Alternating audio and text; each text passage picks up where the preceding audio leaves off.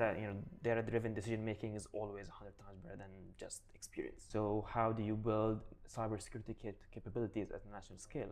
And cybersecurity, artificial intelligence, everything of that sounds very fancy. That increased the revenue, that helped maintain the footfall, that also helped maintain their existing customers. So why have you decided to hire an outsourced team from Ukraine?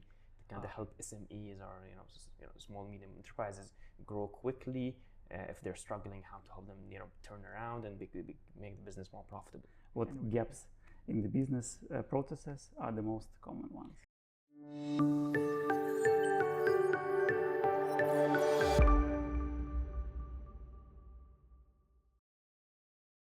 Hey guys, this is Serhiy.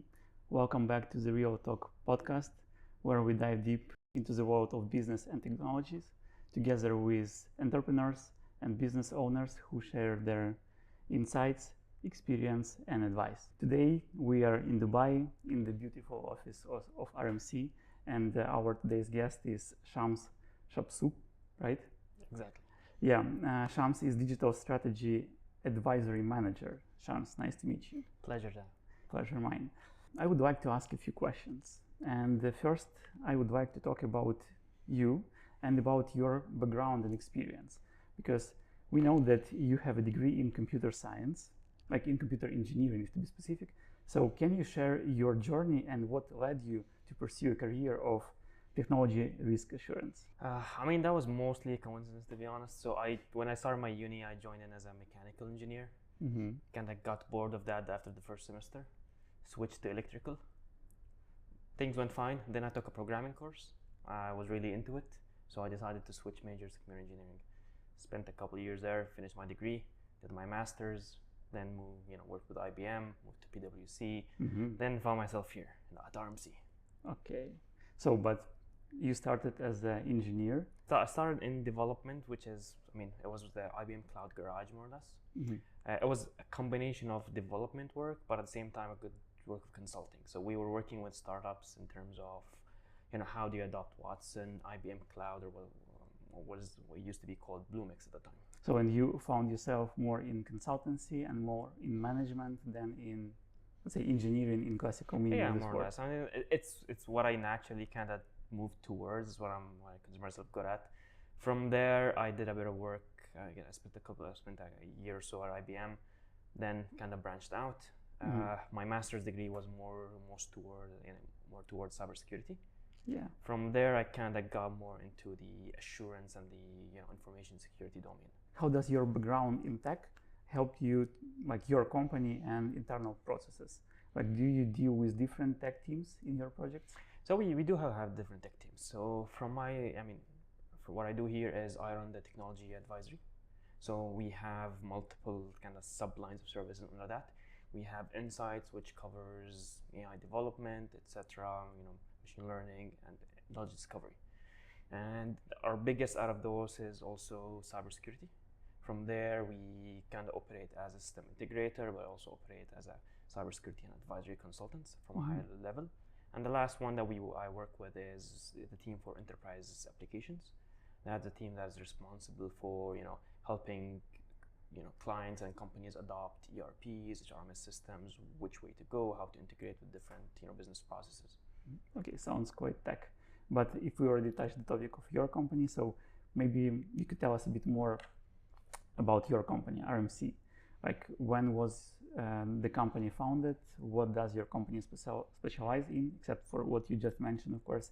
And what is your work related to? We are a kind of management consulting boutique. The company was established back in 2017 or early 2018. And the idea behind it was, okay, so what if you take the big four consultants from PwC's, Deloitte's, and KPMG's, and you kind of add a bit more flexibility, you add a bit more kind of startup-y environment to that. The idea is that makes the company more dynamic, more flexible, and more cost-effective to clients. So we have different lines of services. I'm personally involved in two of them, which is technology advisory, and the other one which is the strategy advisory line of service. But we also have a line of service that we call control, which is compliance, tax, and legal. We have kind of an outsourced kind of corporate services domain, which we help clients with bookkeeping, accounting, HR, and the kind of your daily kind of back end processes. And maybe you could also pour some light on who are your clients. We mostly work with GCC clients, governmental and private, but we kind of have a small boutique also that where we try to focus on the small medium enterprises. Now the idea behind this is that your big companies can afford, your PwCs and your Deloittes. You have a market here that is untapped, which is the SMEs. Mm-hmm. They're not really that, they don't have the financial power to support or to hire big companies, but at the same time, they have more problems, they have more issues, and they have more room for growth. So what we do is we try to cater for those. Our services are mainly to kind of help SMEs or small medium enterprises grow quickly. If they're struggling, how to help them turn around and make the business more profitable. And we also know that you have a new product called RMC Academy. Am I correct? Could you tell a few words about that? So the RMC Academy is more of our kind of a new line of service that we're building. The idea behind this is, okay, so we as consultants, we provide our services to clients, but you kind of need to enable them to continue forward as well. So RMC Academy is an upskilling program that we push forward, which is it tackles tech and non-tech related and business functions. So how do you build cybersecurity capabilities at national scale? How do you build machine learning capabilities and workforce at national scale? We have a new tax law that kicked in recently here in the UAE, corporate tax. So how do you go to your CFOs, your financial controllers, your finance managers? How do you kind of upskill them? How do you teach them when do they need to file, how to file, what are the different niche types and rules and regulations? In the UAE market and Dubai specifically, what industries are the most important right now? Like, where does the great chunk of investment go? So as a region in general, the GCC, we are moving more towards kind of production instead of just consumption. So there's a huge investment in tech in general. If you look at the current landscape, there have been huge strides in terms of fintech. We have new open banking kind of regulations that allows cryptocurrencies, for example, to for them to operate here. New application related to fintech, trading, etc. So there's a huge chunk of investment going in fintech, but at the same time, cybersecurity. We are at a point, I think, where as a region and as the UAE, we kind of need to invest more in building our own cybersecurity capabilities. So there's a huge investment and huge companies are coming here trying to kind of expand and build their businesses in the region. And how is the government involved in the funding process of cybersecurity as an industry? So for cybersecurity, if you look at the region here, usually the biggest consumers of cybersecurity products are governments, because different from Europe, you have the biggest budgets here. But at the same time, a big company in this region doesn't really scale up to a big company in Europe. If you look at the region, overall, we're looking at the GCC, right? That's 40 million population total. That's less than the population of California, more or less. Yeah. So when it comes down to cybersecurity, the funding needs to come at a national scale. So you find, public funds, investment firms, and even, sovereign funds, most likely focusing more in terms of like $800 million, etc., just building their cybersecurity capabilities and their tech capabilities in general. You have NEOM, for example. You have what Dubai is doing, what Abu Dhabi is doing as well. And cybersecurity, artificial intelligence, everything of that sounds very fancy, but I also know that food and beverage industry is also in high demand in Dubai. So like one of your current project ideas is related to this industry as well. So can you share what is it about? So this goes back to our interest in working with SMEs, right? So the idea is, if you look at the food and beverage industry, restaurants specifically, right? In terms of tech, they're 20 years behind, and the reason is if it ain't broke, don't fix it, right? So they're very comfortable with what they have. You have a system, you have a POS, you have your finance system. You don't need to do anything with them. Works, you're making money at the end of the month, you're happy. But the idea is you are missing in a lot of capabilities that you can leverage from your business, especially when it comes to decision making. So what we were doing is technically enable data capture, enable data analysis across F&B outlets. And the idea behind this is you collect data from different systems: your finance system, your HR, your POS, your sales, your B2B sales as well, your inventory. And from there, you kind of connect all of that together, and you help business owners make decisions. Just to give you an example, so we worked with a client, a high-end cafe here in Dubai, very promising. Now, so back in May, what they've noticed that they have a huge footfall roughly around after 5 p.m. But the average check is going down significantly, and people are staying longer. Now the idea is when we dug around, people are showing up, they're sitting down, they're getting a cup of coffee, and they're working. Now when you're working, you're not really gonna eat a lot.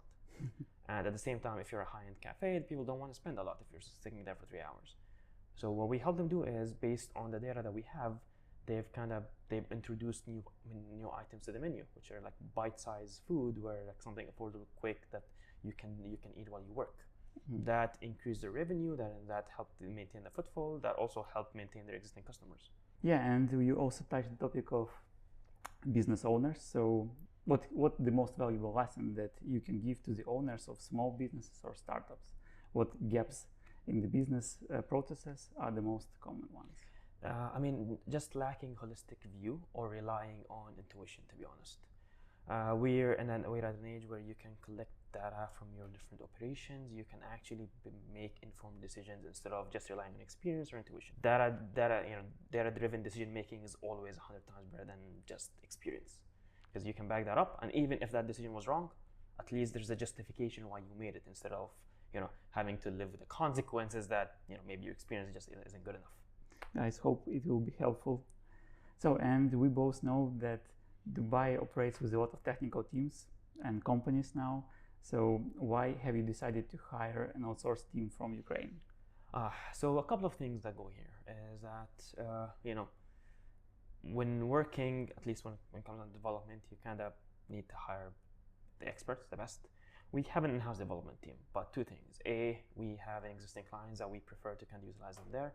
And the second thing is our teams are specialized in specific technologies that might not necessarily be relevant to the projects. So what we like to do is just go to the experts, get their help. But at the same time, it's not just hiring a development team. It's hiring a partner that will operate as a third party, that will also give you an out-of-the-box view, a third-party perspective on what the problem is, what the solution is, instead of having a biased view what we think it is. And then interested to know why you choose our company and what were your criteria. I've been working with you guys for a while now. I think it's been a couple of years. Yeah. And when it comes down to selection of partners, we usually look at a couple of things. It's not just a team that we can just give a set of requirements to and let them just go away, develop, and come back to us.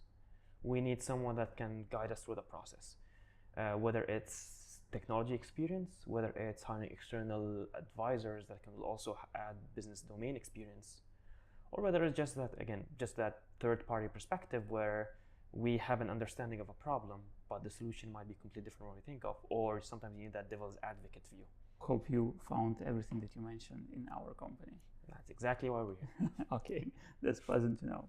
So, and at the end, usually we have a tradition of asking our clients to pronounce the name of our company, since it's not so convenient for most not Ukrainian-speaking people. So, do you know the correct way how to pronounce it? I actually thought it was a Japanese name, to be honest.